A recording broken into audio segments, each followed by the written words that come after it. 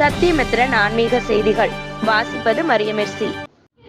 தஞ்சையில் உள்ள 25 பெருமாள் கோவில்களிலிருந்து பெருமாள் கருட வாகனத்தில் எழுந்தருளி பண்டுரங்கா பஜனை பாடல்கள் கோலாட்டத்துடன் நான்குராஜா வீதிகளில் வலம் வந்தன. ஏராளமான மக்கள் கருட சேவையை வழிபட்டனர்.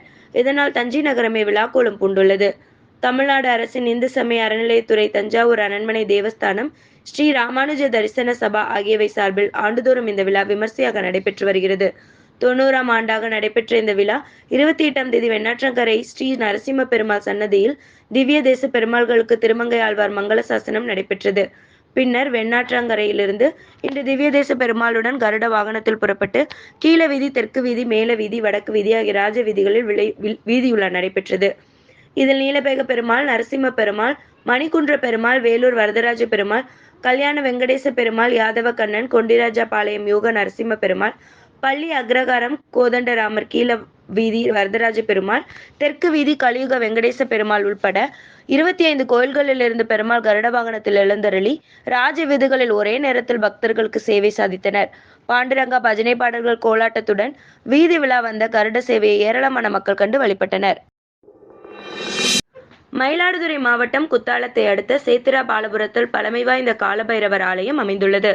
நாய் வாகனமின்றி மேற்கு நோக்கி அமைந்த இந்த ஆலயம் கால பைரவரின் 108 நாம வழியில் சேத்திராபாளைய போற்றி என்று கூறும் அளவிற்கு புகழ்பெற்றதாகும். பைரவரின் சூலாயுதம் இந்த ஆலயத்தில் கிடைக்கப்பெற்றதால் ஆனந்த கால பைரவராக வீற்றிருப்பதாக புராணம் கூறுகின்றது.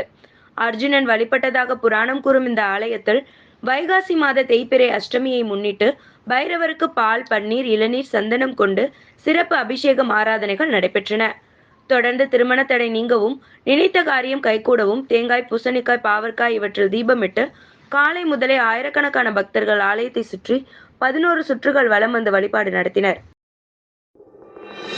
மயிலாடுதுறை மாவட்டம் மயிலாடுதுறை கீழநாஞ்சில் நாட்டில் அமைந்துள்ள பழமை வாய்ந்த ஸ்ரீ வெற்றி விநாயகர் ஆலய கும்பாபிஷேகத்தின் முதலாம் ஆண்டு சம்பத்ர அபிஷேகம் நடைபெற்றது.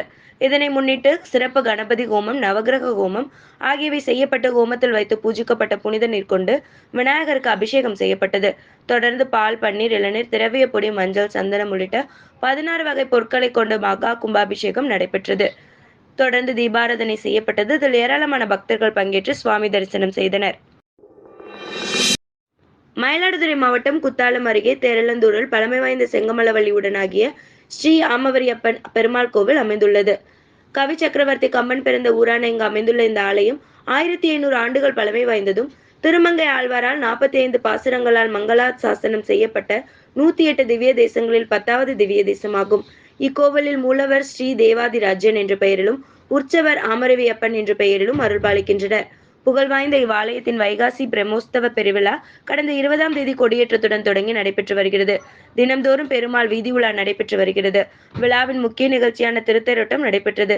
செங்கமலவள்ளியுடனாகிய அமரவரியப்பன் பெருமாள் தேரில் எழுந்தருள திருமஞ்சனம் நடைபெற்றது.